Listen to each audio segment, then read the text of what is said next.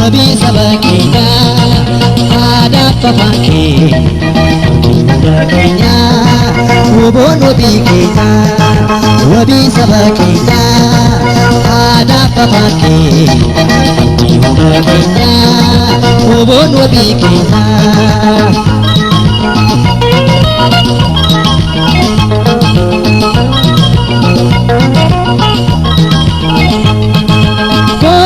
Labi wabo kotu turi jalala kalalan kudenu wadeni abdi noromota barisuma kepada kanaku ya dongke kubenu numita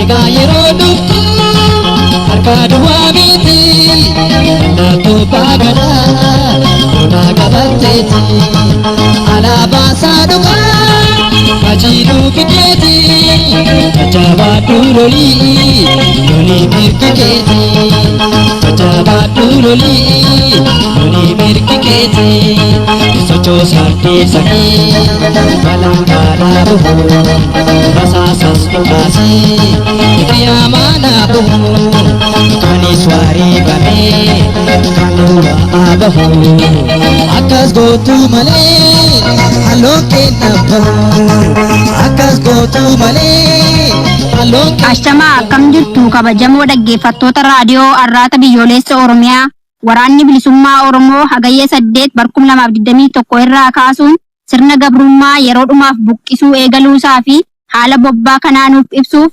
Ajajaan ol aanaa Abaawoo Woboo Jaalmarroo Dirribaa toora irratti argamuu itti dhiyaadha. Ayyee ajajaa ol aanaa Abaawoo Woboo Jaalmarroo Dirribaa akkam nagaa jirtu? Akkam jaalawuu nagumaati nagaa akkamii?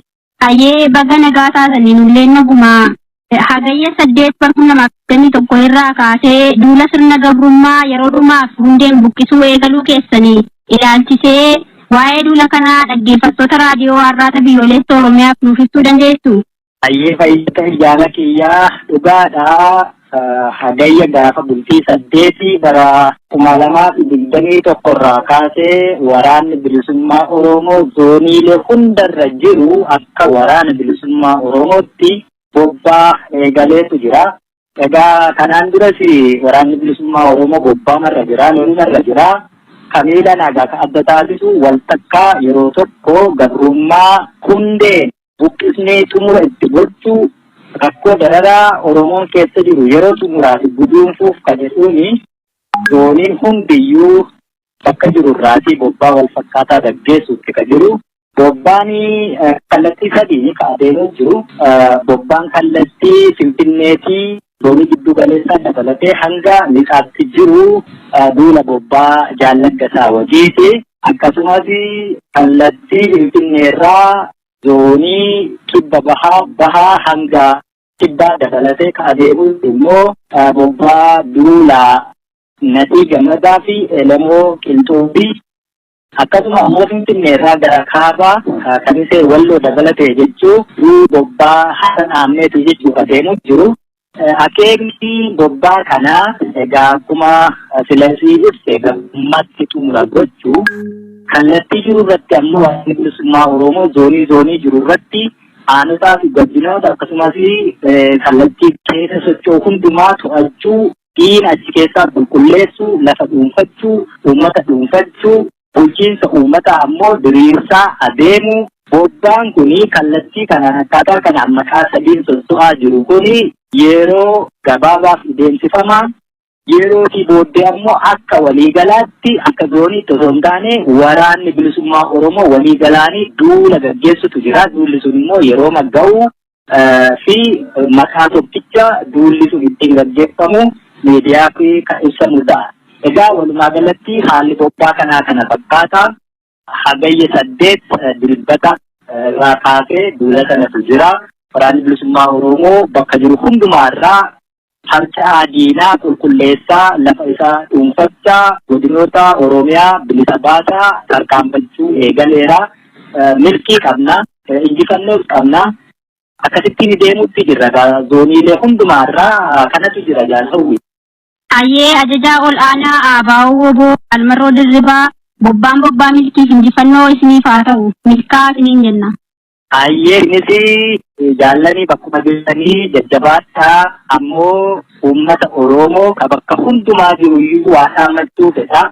Uummanni Oromoo akka sirni dhablummaan biyya keessatti hin dagaagne naannoo jiru hundumaa irratti wal tiksuu of tiksuu naannoo isaa qabeenya isaa tiksachuu akka qabu bakka diinni irraa buqqa'etti waraanni bilisummaa Oromoo tarkaanfatee yeroo fuulduratti darbu uummanni wal ijaaree wal ta'ee naannoo isaa tiksachuu bulchiinsa mataasaa tolfachuudha qaba. Kan yeroo sirni dhablummaan akka hin dagaagne kan dhaammachuu barbaada uummata Oromoo bakka hundumaa jirutti saamichi hanni akka hin babal'anne wallabdeen akka hin babal'anne haalli akkasii sochii jiru keessatti namni gaa afaan Amaaraan kan jettu tokko jira warri Amaaraa girri laleebaa himmachisaa jetti akkasuma hin taane uummati naannoo isaa waloo isaa wal to'atee socho'uudha qaba.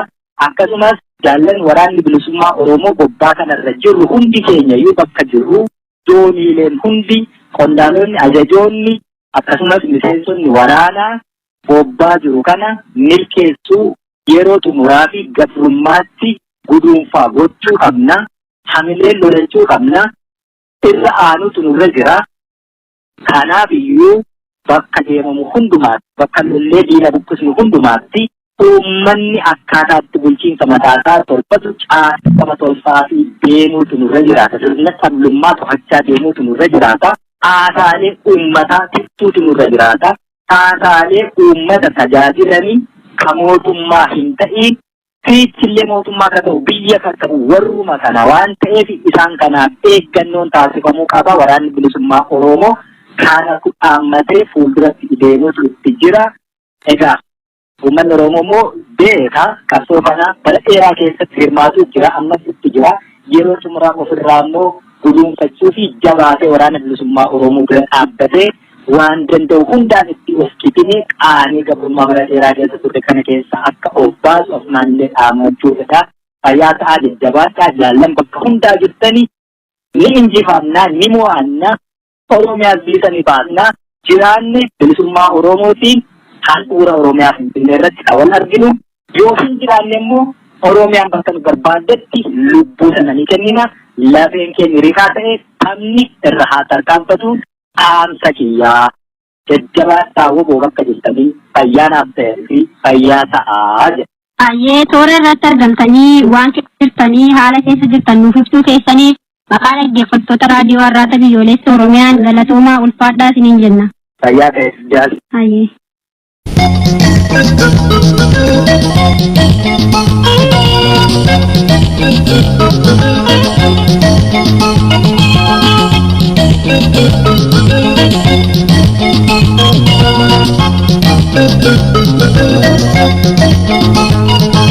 Wabii saba keenyaa aadaa fafankee hunda keenyaa woboon wabii keenyaa wabii saba keenyaa aadaa fafankee hunda keenyaa woboon wabii keenyaa.